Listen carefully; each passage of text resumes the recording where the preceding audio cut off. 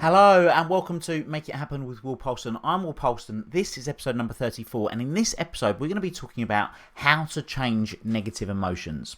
But I'm going to start off by telling you a little bit of a story. So a couple of years ago I was dating, and I was out on a date, and the victim on my date and I were messing about and describing each other's qualities.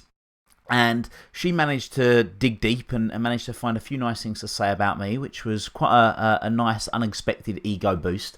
And whilst I was describing her qualities, she said, "Wow, you're quite good with words."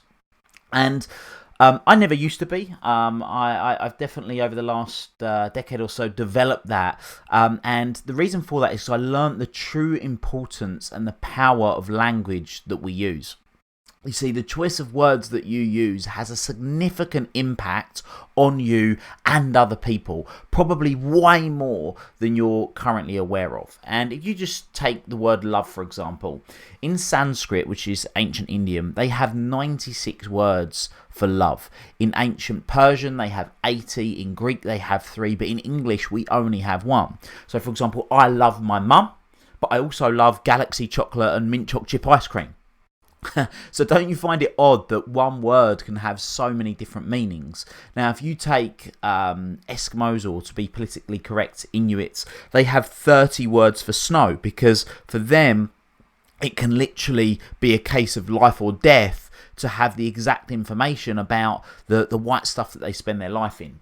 Now, of course, we have 1 snow, or maybe 2 if you were to say yellow snow. But all jokes aside, the choice of the language you use is vital to dealing with your emotions. And let's face it, we can experience a whole host of emotions along the emotional spectrum, and sometimes, particularly I know myself as an entrepreneur, and many entrepreneurs, leaders, ambitious professionals that are listening to this right now can experience a whole array of different emotions in just one day. So it would definitely be useful to have a way of being able to handle them. Now, there's 3,000 words to describe emotions, but you'll find if you were to just stop and write down the emotions that you feel most often, that'll actually cap around 12.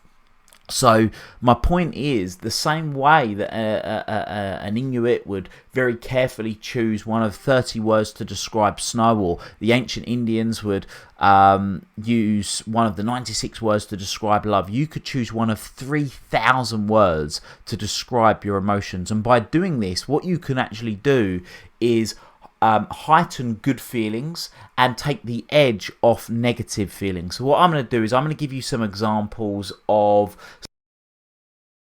to change in the language that you're using. So if you want to change some negative emotions, rather than say angry, say you're a bit annoyed.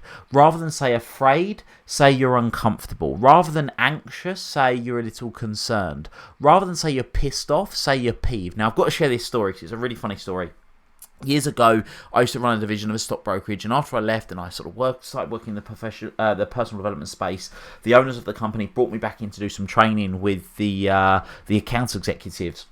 And I really remember this quite funny story of this very lovely chap, very well-spoken chap, and one day he sort of slammed the phone down and he said, "Oh, I'm so peeved off." And everyone else sort of looked at him like, what on earth are you talking about? Because they wouldn't have used that language. They would have said pissed off or fucked off or whatever else that they would have been talking about.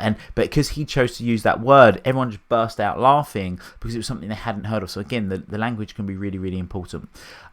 Disgusted to surprised, failed to learning, nervous to excited, frustrated to challenged, furious to passionate, hurt to bothered, I hate to I prefer, insulted to misinterpreted, irritated to stimulated, lonely to available, lost to searching, overloaded to stretched, overwhelmed to imbalanced, rejected to underappreciated, sad to sorting my thoughts, stressed to busy, terrible to different. So again, they're just a few examples of words that you could use to start to take the edge off of negative emotions and start to get you thinking differently. Now, what's really interesting is if you don't want to feel an emotion, delete it from your vocabulary. If you delete that word from your vocabulary, if you don't use that word, you'll stop feeling that emotion, which is incredible. Now, that's obviously great for dealing with negative emotions, but what we can also do is heighten positive emotions as well. So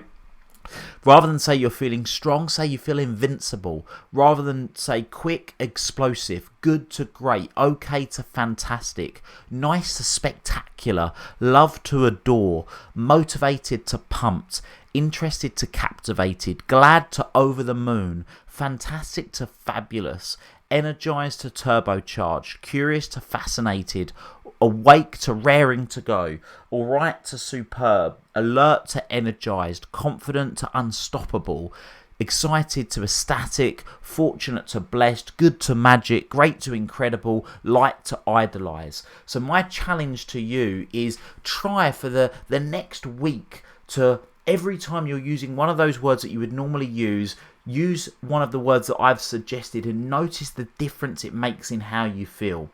And like I said, if you don't want to feel an emotion anymore, just delete that word from your vocabulary and you won't feel it. So choose your words wisely, and especially if you're on a date, describing the person you're on a date with. Until next time, make it happen.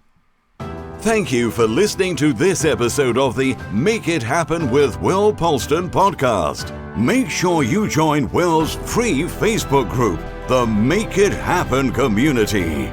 Please support the show by subscribing on iTunes, Spotify, Stitcher, SoundCloud or Google Play. Share this episode with at least one friend you think would benefit from it, and give Will a 5-star review wherever you download your podcasts. Until next time, make it happen.